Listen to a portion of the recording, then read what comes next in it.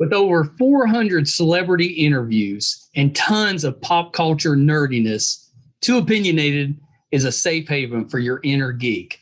Find us at meistercon.com or on YouTube under MeisterCon Pod.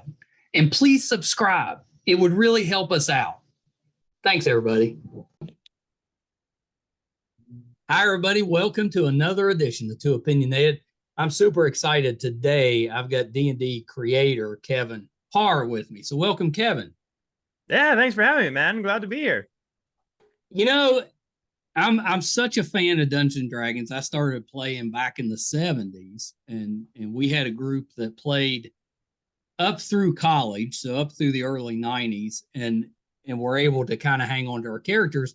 And then once the kids got old enough, I started DMing for them when they were teenagers. And then, of course, now they've got their own kids, so they're off doing their own thing. But I'm so happy that Dungeons and Dragons is not that it ever went away, but it's kind of making a comeback. I mean, it's as popular now as it was 40 years ago when I was playing.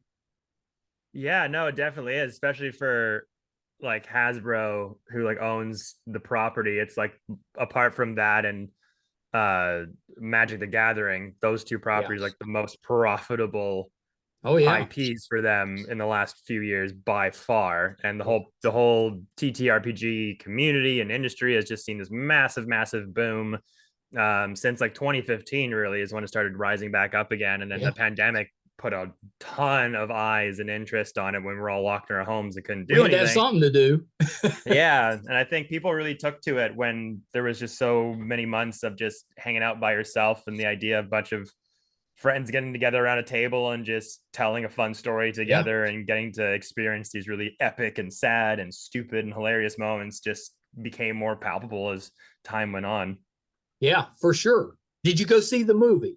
I did. I actually got to go to a really fun screening with a bunch of other creators just before it opened in LA. It was the first time I ever got invited to a screening, which was really exciting, and had a blast. I thought it was so cool. It was so well done, and I really hope that they get to make another one. I know, like, box office wise, it like just made its money, which was like, you want it to like crush it, like a Guardians of the Galaxy or whatever. But I think that the feedback was so positive. Everyone gave it really good reviews that I think they have enough fuel in the tank to, like, if they made another one and really like stepped it up, I think it would do well. Yeah, I think they did a pretty good job capturing what it's like playing a game, or playing the game. There's a really epic fight at the end with the main villain, who's a red wizard of Thay.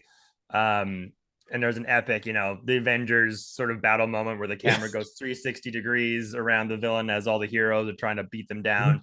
And someone on TikTok made a video alongside of that scene counting, like, because each round of combat in D&D is 6 seconds. So at the start of that sequence, the guy just goes 1, 2, 3, 4, 5, 6. That was a round. 1, 2, 3. In this, like, 20-second little sequence, and it was so funny. It was just like an example of, like, if your players ever give you guff, I'm like, I should be able to do more. It's like, you have a second. It's literally a second. But also you can do a lot in like 5 seconds in a combat as well. So it's really interesting. Yeah, I thought it was well done. A lot of Easter eggs in there, which I thought was nice.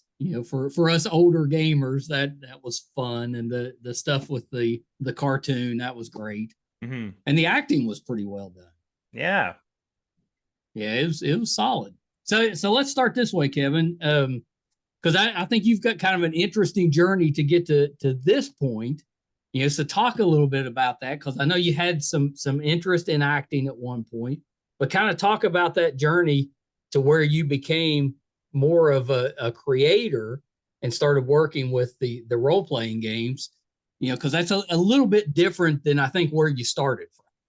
Oh no, for sure. I went from being an actor who never made money and couldn't get a job to save my life to now making D&D content and actual plays for studios under the name Dicecream Sandwich.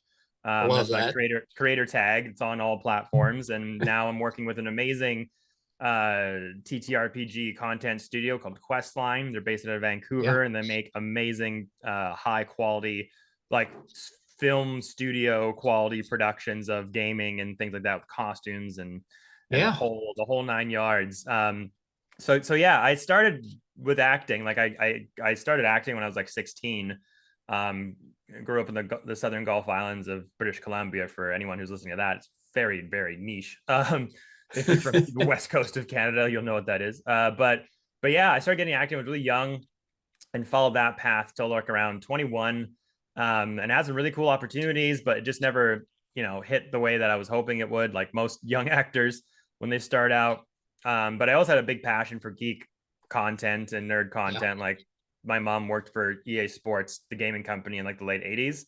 So we were surrounded. She was a graphic artist, like when that thing was just Yeah, first that's becoming not a thing. terrible to have a mom that works for a gaming company. Not Yeah, terrible. so like that culture was always inundated in our lives, like from an early age. And she was the one that showed me like Star Wars, Indiana Jones, Yeah. Ghostbusters, like all the That's classics. good And parenting. yeah, exactly, right. And so really inundated me with fantasy storytelling and pop and geek pop culture, and just loved all that storytelling. Then when I got, into elementary school, started getting to anime and Pokemon and Dragon Ball Z and all that jazz. So like those combos, all kind of like video games, anime, um, pop culture, cult movies and stuff, all just kind of amalgamated into my interest into that genre.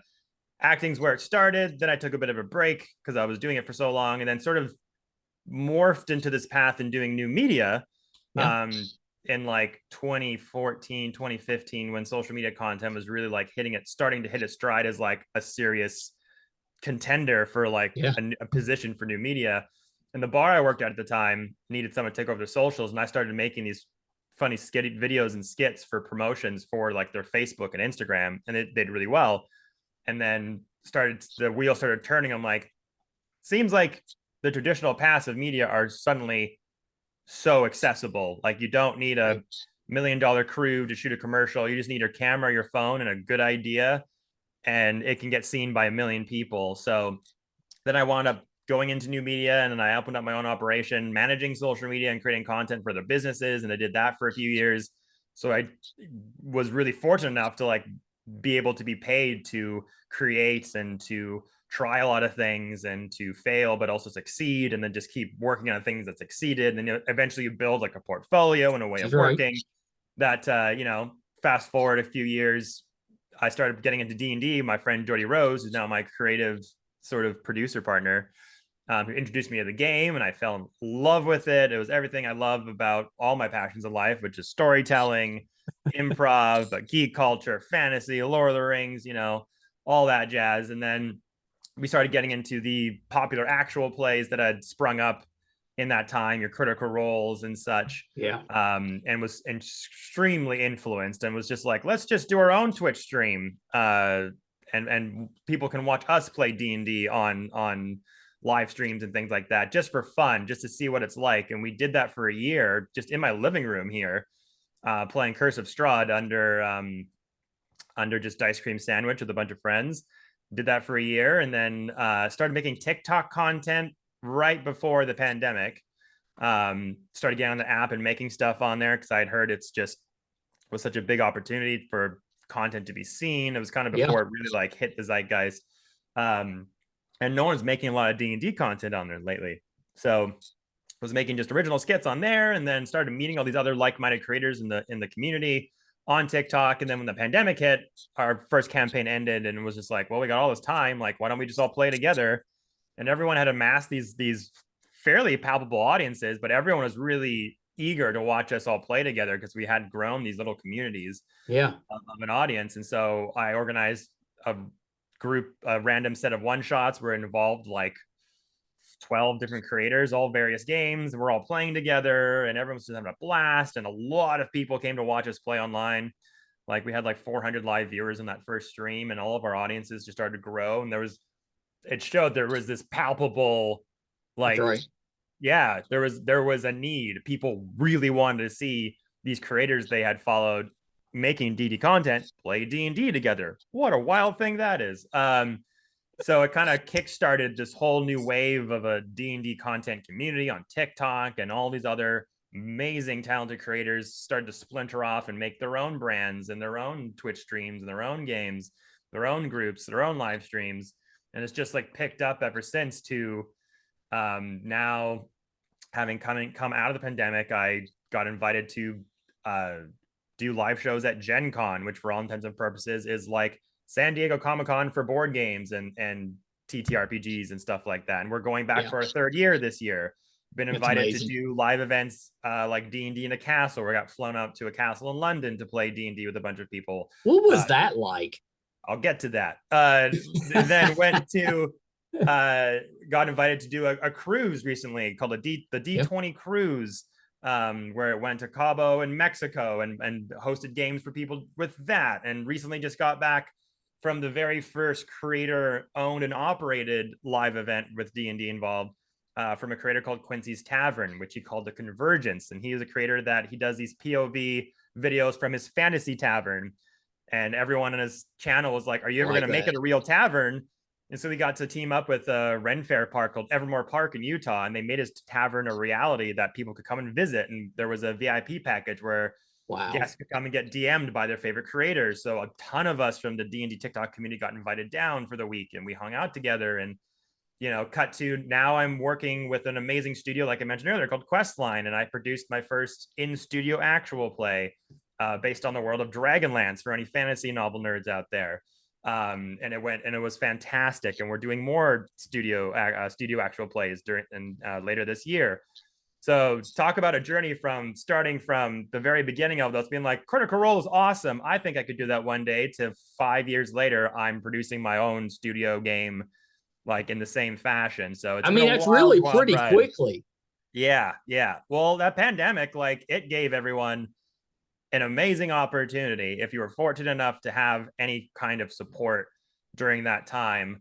I know a lot of people suffered and a lot of people did not have a good time, which is very, very valid. But there's some people that were able to just like, we took what we had and, you know, made something with it. And for me, I had a bit of money saved in the bank. There was financial help available to me through the government here in Canada, much like other places did.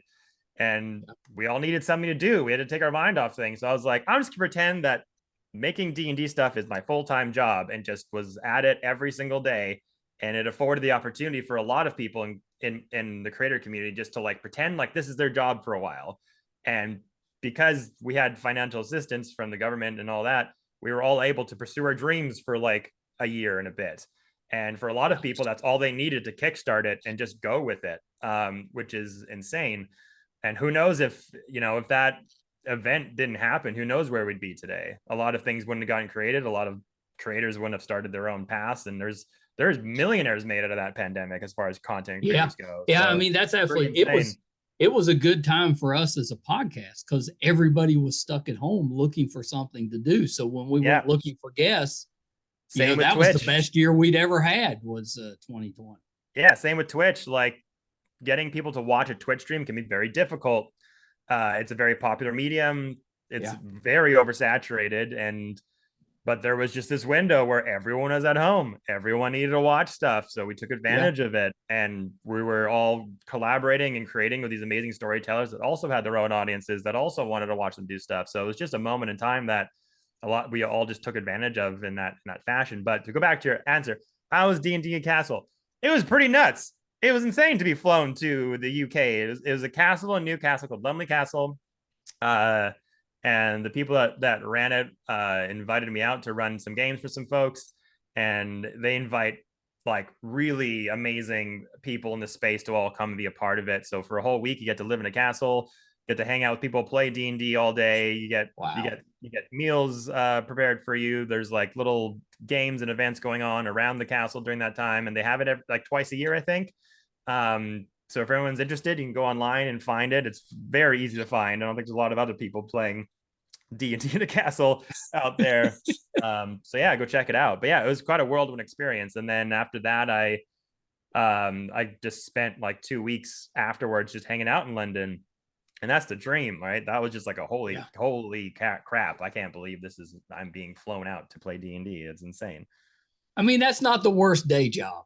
Yeah, but like any other job, it has its moments too, because you're DMing D&D, if anyone listening who has DM'd a game or GM'd a game in any TTRPG game, it's hard. Yeah, It's it a is. lot of work. It is mentally taxing. It is the exact same equivalent as if you were doing a play, acting in a play Yeah. for 2 hours, but you don't do it for 2 hours, you do it for 4 hours. And sometimes events make you double up and do 2 games in a day. So you'll do 4 hours in the day and have sometimes an hour and a half break. You're fortunate enough if you get more time, but sometimes you only get like a break for food, and then you're back for the next 4 hours. It's very exhausting. Yeah. Oh yeah. It's fun. That's tiring. It's fun, and there's people out there shoveling coal for work, and I am not one to complain at all. But it is taxing. It is the equivalent of doing like 4 theater shows in one day. Yeah. And like doing 2 shows, because most theater shows are like maybe 2 hours tops, but it's like doing 2 theater shows with no rest back to back.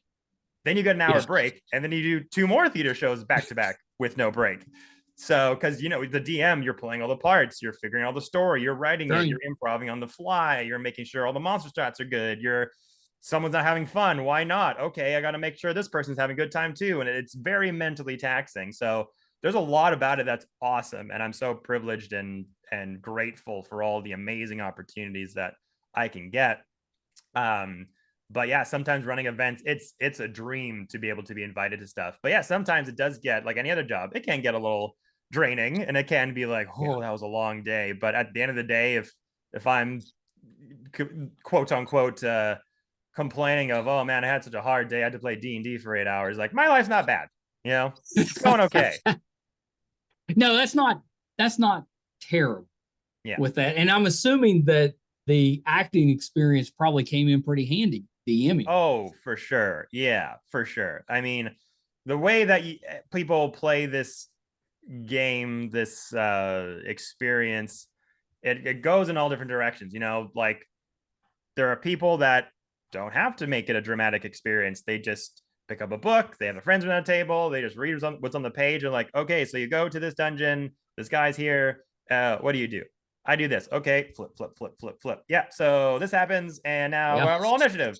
And that's totally okay. And a lot of people actually prefer to play that way, because not everyone wants to put that much attention to detail and effort or anything. But some people just like the battles. Yeah, and that's okay too. There is no right or wrong way to go about playing or enjoying this hobby. But the way that I got introduced to it was through shows like Critical Role, who really do treat the game of D&D as a vehicle to tell amazing stories in a more theatrical, dramatic, or hilarious way. It's more like an improv or serious drama. And that's the way I like to tell my stories, and that's the way I like to have my players experience it. So the acting was a huge lift up for that, for sure. Being able to improv, think on your feet, read a room, know when to pull punches, know when to really drive things home, all that stuff. For sure. And then like getting into the marketing side of things, when I started my own little social media content business, to help when the social media, when I started doing it for myself, get taken off, and all the strategy I learned from that is just like, when I look at the roadmap for the last like 10 years, it's been like, oh, I learned this, I learned that, I learned this, I learned that. And it all like culminated into this Dicecream Sandwich. I know. I love the fact that you wanted to act. It didn't work out, but you didn't just give up on it. You found a better use for it. Yeah. And it's turned into this. Yeah, no, for sure. And it's still acting at the end of the day. And I have earned way more income doing this than I ever did traditional acting. Yeah. And I got to do what I love, like every day of the week. So it's insane. It's insane what people are able to do nowadays.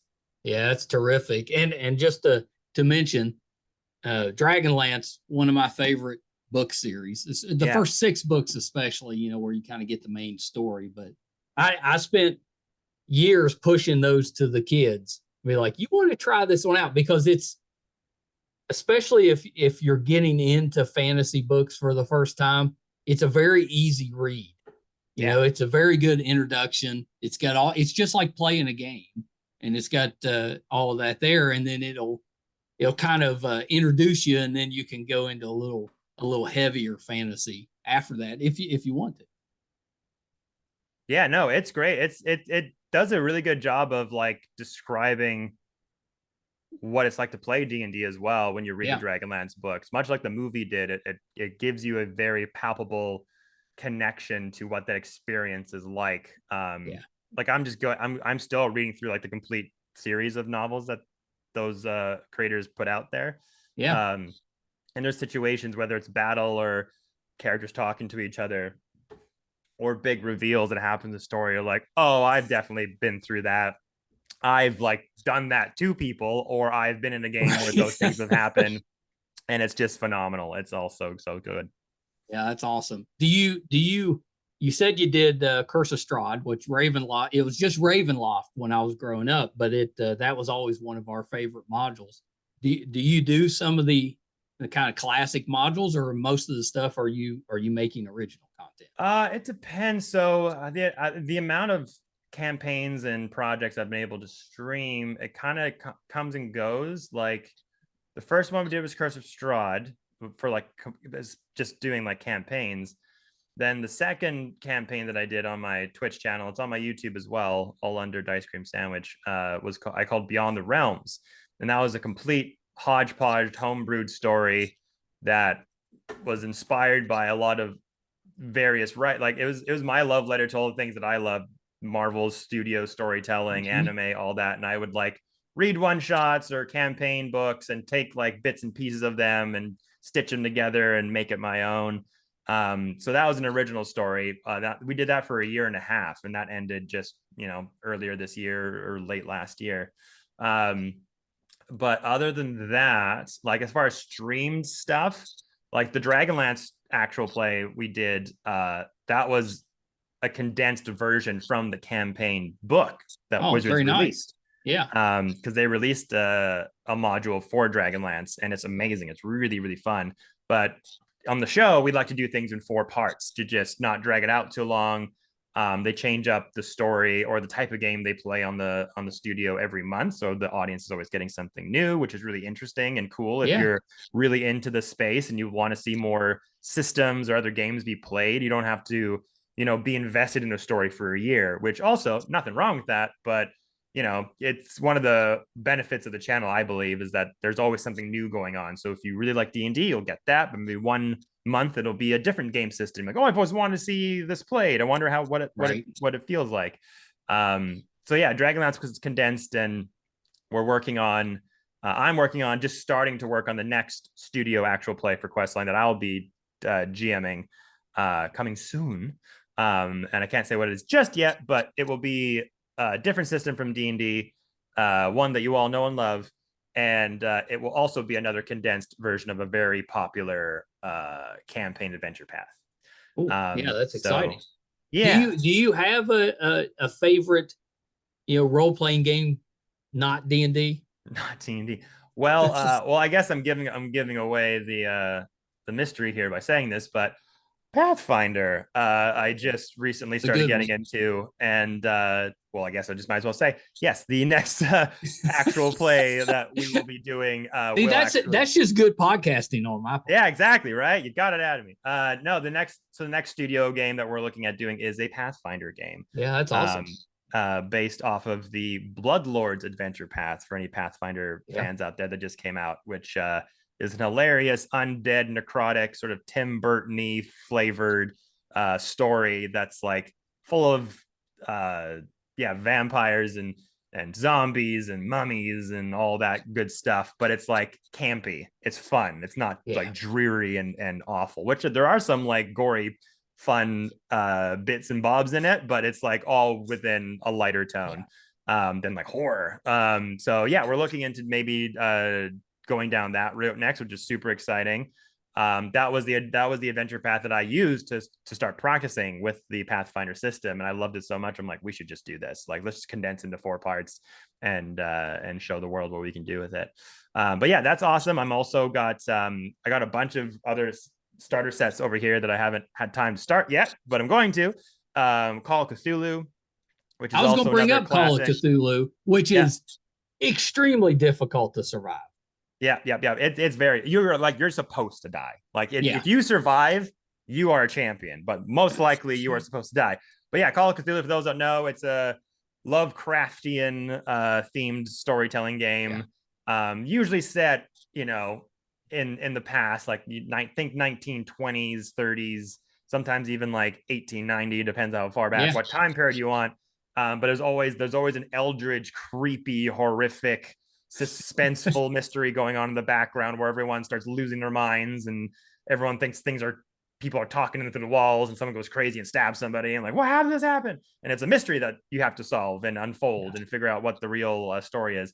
So that's one. And then another one I have here is City of Mist, which is Ooh. another great system that is more based in the themes of crime noir meets superheroes.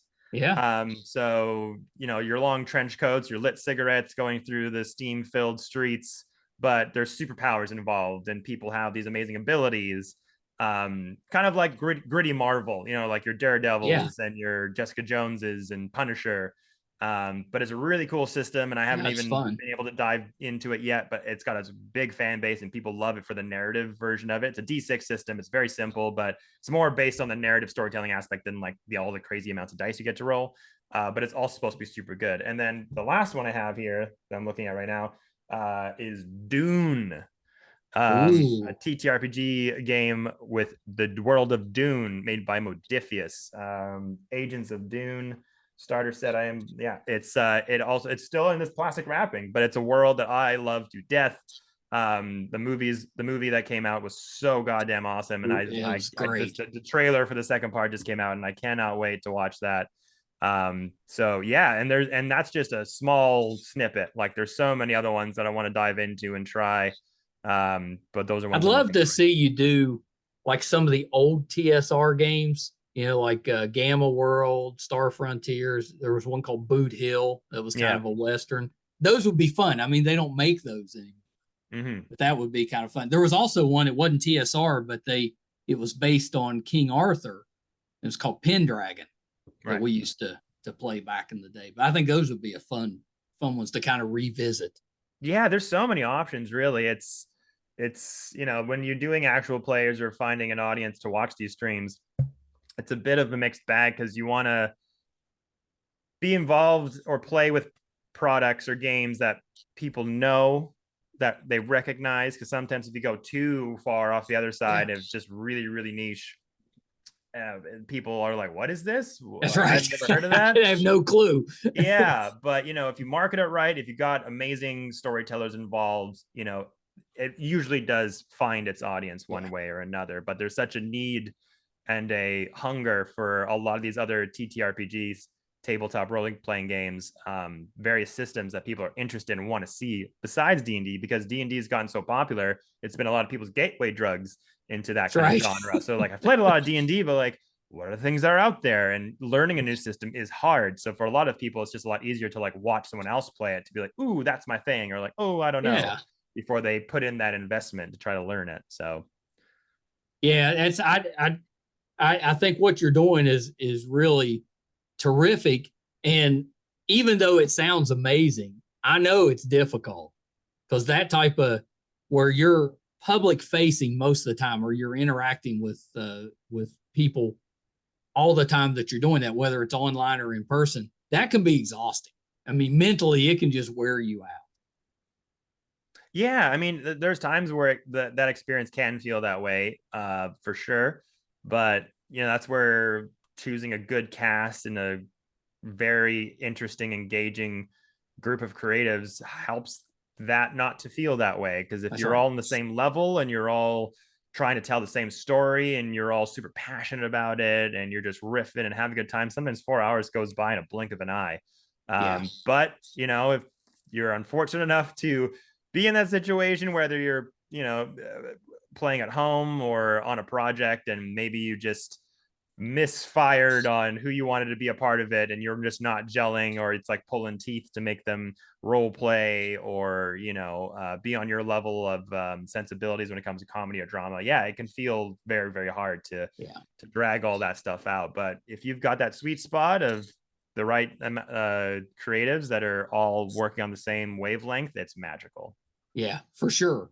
Do you have, like most of us have those moments playing a role playing game that kind of stick with you most of your life? You know, after the game, that's still the one when you get together with your buddies or whatever you talk about with that. You know, like when I was DMing Ravenloft, you know, the kind of the big moment for me was early in the game. I had passed a note to one of the players and said, you know, don't open this until I tell you to, with that. And then, you know, it was weeks later and we finally got to that moment where they're in the middle of the battle and they open up the note and it says attack the nearest player closest to you. So Oh they've been taken God. over with that. And I just remember the reaction from the group was such a shock, which is difficult to get that kind of shock moment. So that was one that always stuck with me. But do you have a moment like that that you kind of? Man, we have so many, like especially on Beyond the Realms, there were so many memorable moments. There were tears shed. There were insane like laughs that had you buckle over in your seat. Like there's quite a few. I can only just off the top of my head remember a couple, either more recent ones or ones that were special for various reasons. But there was one fight, and this is relevant because it actually led to us doing a show at Gen Con. Oh yeah. Was I had set up this arc, and it's based off of a one shot from from Beyond. Sorry, let me try it again. It was a one shot from a D&D magazine called Arcadia that I've used multiple times in in live events and things like that. And I loved it so much that I put it into my own homebrewed story as like as an arc that went somewhere. Right. And it's a story that involves the players visiting an arcane laboratory that's operated by an AI. So the players go there, they investigate, they're told to investigate the project, bring back any info you can, and they meet this AI that's like Hal, basically from Space Odyssey, who's like kind of delaying them from finding the person they've been sent there to talk to. Eventually, you know, they get up to the top floor and the AI has built itself a body. And then it becomes a morality tale. Do you let the robot leave because they found some evidence of people have been murdered in this lab, or do you stop it? And it's a great role play moment for the players. And I love running it for live events and things like that. So when I made it a part of my actual play for Beyond the Realms, I had attached certain things to it that made it more palpable for the players. So there was a backstory moment where the person that sent them on this job for one of the players, her handle is Game Raider Girl, name's Ivy. So player in Beyond the Realms also has DM'd many projects on the Dicecream Twitch channel, so go check her out. Very talented storyteller. But anyway, so her backstory was that the person that sent this job, she pulled her aside and said, "Hey, I really need this research.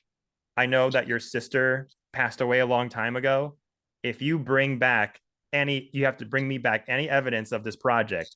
If you do, I will make sure that you can reunite with your dead sister." She was this powerful arcane wizard, had the ability to like go into basically the equivalent of like heaven or the underworld and like make these meetings happen with spirits. And so from that moment on, Ivy was like, I'm going to get this, whatever this research is, I'm going to make sure this person has it. So cut to this meeting with this robot with the players, and the robot asks like, hey, if you let me, like, if we leave, basically convinced it, like, leave with us, like, we'll take you out of here. It's like, if I leave with you, will you promise not to let anyone know that I'm alive, that I'm here? Because these captors will come and take me. Everyone's like, yep, no problem. Yeah, no, sure. We're not gonna tell anyone. Gets to Ivy's character. He says, nope, yeah, that'll never happen. Are you lying? Oh, yeah. Okay. Roll deception. Roll deception against the inside of the robot. The robot rolled insanely high. So I described like your heartbeat skips a minute just for a second, like being read by a lie detector. The arcane robot just turns its head and looks right at you and goes, Why did your heart skip a beat? And just from that moment on, did not trust them. Was like, you cannot be trusted. You are going to turn me into my creators. And the world was like, I'm leaving, and just started to walk like Terminator. And this thing had insanely high stats, and they were not prepared for the fight that endured. I had a bunch of animated armor, like cloaked invisibility spell hidden in the wings, and like 6 robots just showed up, started shooting them with projectiles. It was a massive battle. That's awesome. The robot got literally to the door frame of the lab, just about to leave. Everyone had used all their spell slots. I had used all my spell slots. The final round is taking place, and it comes to me, and Sam is his name, has like 5 hit points left, and I'm like, it's my turn. I have to do something, otherwise they'll kill me. I had 1 spell slot left, and it was for plane shift. And so the robot just looked at everybody, is like, this realm is not safe for me. Goodbye. Poof. And I described him disappearing in a cloud of like pink and orange smoke with like cherry blossom leaves flying everywhere. And they rolled like, what does that mean? And it meant that they went up to the Feywild. And that's where it ended. And the look on not only the players' faces, but Ivy's face, who just was like, you gotta be kidding, and just like flipped over the table because they never got to kill him. They thought they were going to kill him, and he escaped with like just a couple hit points left. And from that moment on, it was, we are hunting Sam down and murdering him. And they were like, didn't matter what was happening in his story. There was like a BBEG set up, like a big bad evil guy that was like the villain of the story. Didn't matter. Sam was the target. We are going to Feywild. We are finding Sam. This is happening. And then that storyline led us to doing our first show at Gen Con, which we did our first live show ever at a con, at anything. It was at Gen Con on the main stage, mind you. It was like no pressure.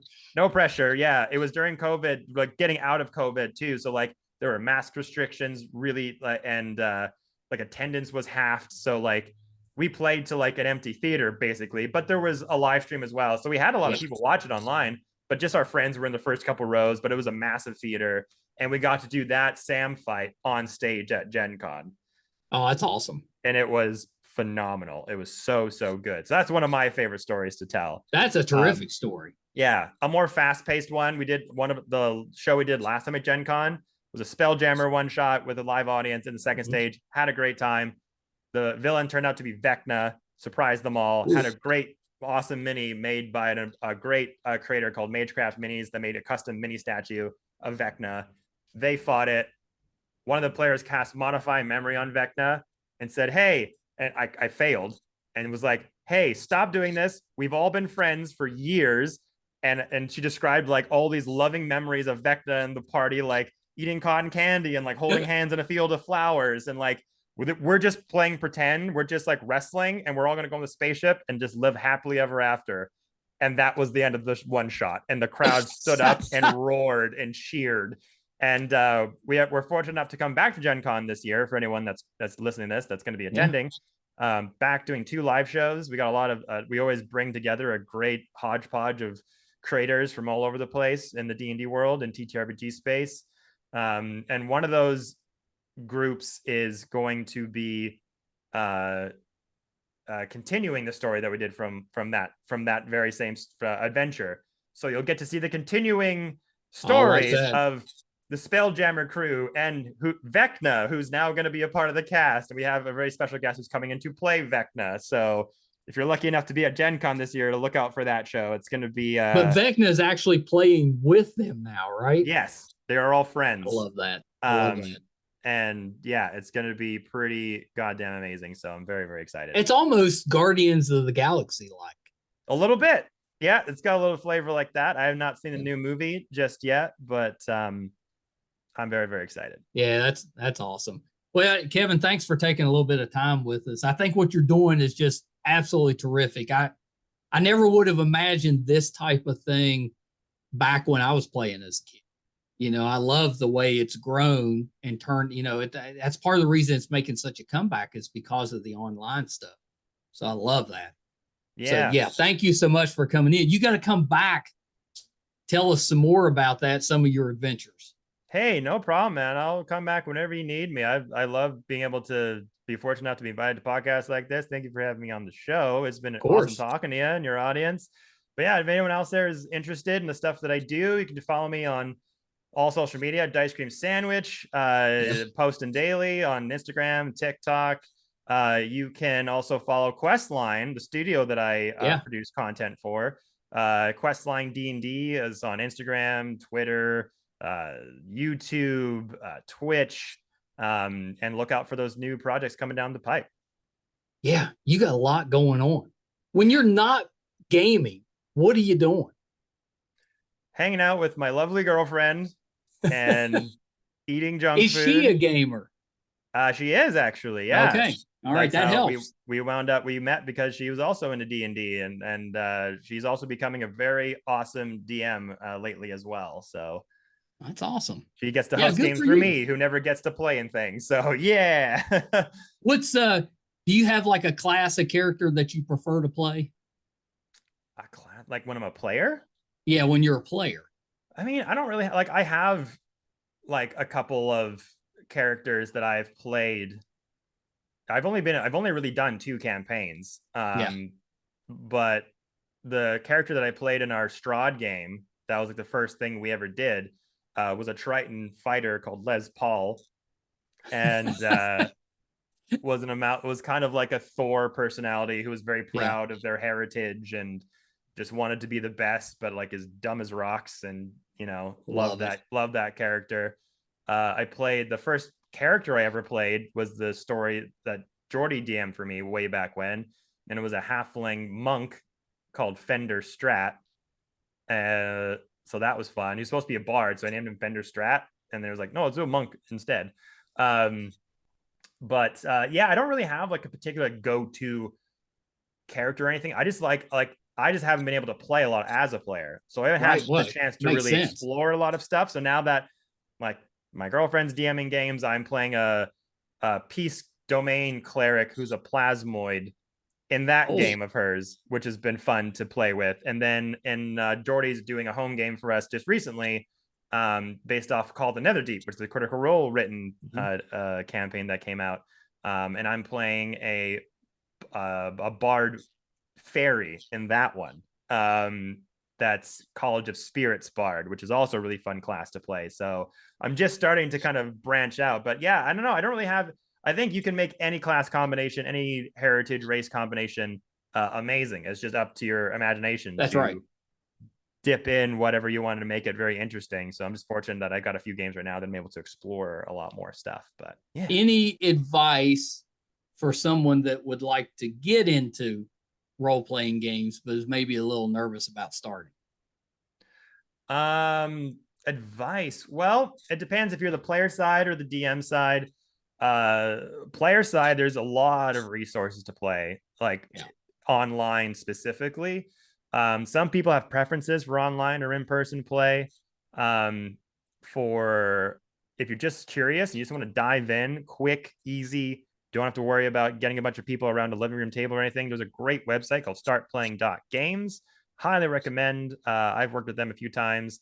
It's kind of like a social media website. You make a profile, you put in your level of experience, and there's just a plethora of games to join. Not even just D&D, but all types of Yeah. TTRPGs. And there's game masters that maybe charge a fee if they're really experienced and will give a really crazy good experience. There's some that just do it for free and just like to play, and you can just join anytime. It's very easy to sign up and I love connect to a that. game. And you can, and there's some games that are specifically like for new people who have never played D&D. So that's one way. If you're looking to DM and run a game, that can feel pretty daunting. And for the most part, you just got to dive in and do it. And after That's your right. third or fourth time, you're like, okay, I think I know what this is. But for me, like I learned by watching actual plays like Critical Role, Dimension 20, that kind of thing to give me context. Like, oh, this is what the game is. This is how it That's works. right. These are what these roles mean. Until I picked up my first campaign book or one shot and being like, okay, I think I could run this. But there's tons of videos on YouTube and other places that can help you give advice for that as well. But you know, there's the rules of these games can feel a bit, you know, confusing or hard at times. Sure. But if you and your group of friends have always wanted to play and you're kind of going into it like none of us know what we're doing, you're all learning it together, that can be really fun as well. That's right. Yeah, that's what I would recommend. Yeah, I love that. If you're going to be a new DM, it's fun to start with a new group too, because then you kind of grow together. Yeah, because if you're a new DM and you're playing with really experienced people, I mean, it depends what kind of friends you're having. Hopefully, they're not jerks, but you know, people who are very quote unquote air quotes I'm doing experienced in this game sometimes feel the need to constantly correct you or to tell you like that's not how that is or that's not the right way to do it. And you know, the rules for D&D, the Dungeon Master's Guide, it's more of a guideline than actual rules, as Pirates of the Caribbean has so eloquently put. You know, you learn the basics of what the game does and how mechanics work, but at the end of the day, D&D is meant to be like a creative sandbox. You could do it as written, or you can find your own ways for certain rules and whatever you think is more fun for you and your players or whatever. You know, it's all about the experience and what's the most fun for you and the players to play. So yeah, well, Kevin, thank you so much, and please do come back. This has been a blast, and I'm sure we could talk all evening if we wanted to. That's true. Yeah, but like I've said, terrific. I've got a lot of things to do. Yeah, you're a little bit busy. Yeah, I got my schedule for this year already. Like I said, the year that I've done this far, I did my first studio actual play with Questline with Dragonlance. You can watch all 4 parts on YouTube right now. Awesome. It's very proud of it. Amazing players involved in that. Then I just did 2 events back to back. One was D20, D&D at Sea, which is an amazing D&D event on a cruise where a bunch of us DMs got to host games for people for a week. Then I was home for a week, and then I just did Quincy's Tavern's Convergence, which I mentioned earlier, the first creator owned and operated fan event for the D&D creator community for TikTok and Instagram and things like that. Also hosted games there. Now I'm home for a bit. Then I've got a few one shots that I'm going to be running on my Twitch channel, or one specifically near the end of May. For an awesome app called Mirrorscape. Then we start pre-production on the next Questline actual play with Pathfinder and Bloodlords, which I'm so excited to get started on. It's going to be super awesome. Maybe going to San Diego Comic-Con. We will see. That's a little up in the air right now if things align the way they could. But we are definitely going to be at Gen Con in August. Awesome. Playing games on stage for the 3rd year in a row. It's one of the best events of the year for me. I love going there. I have such a good time talking to the community and meeting other creators. And then I may be going on a break in December. But then there's also 2 other actual plays for the studio that may go up August, November. Wow, that's a busy year. Yeah. All right, Kevin, hold on 1 second. That was D&D creator Kevin Parr. I hope that you enjoyed that, especially if you're a role-playing gamer. Kevin's stuff is just amazing, so please check his work out. I think he does such a terrific job. Hope you enjoyed that, and we'll definitely bring him back and maybe some others onto the show in the future. If this is your first time finding us and you enjoyed it and want to support us, we could definitely use the help. It's simple to do. It's free. You know, if you prefer to watch, our YouTube channel is MeisterCon Pod. Just hit subscribe. If you're listening, just wherever you're listening at, hit subscribe there. It helps us out so much. We're closing in on 600 episodes. You can find all of those audio and video on our website, meistercon.com. So definitely check us out there as well. Thank you guys so much. Until next time. Bye, everybody.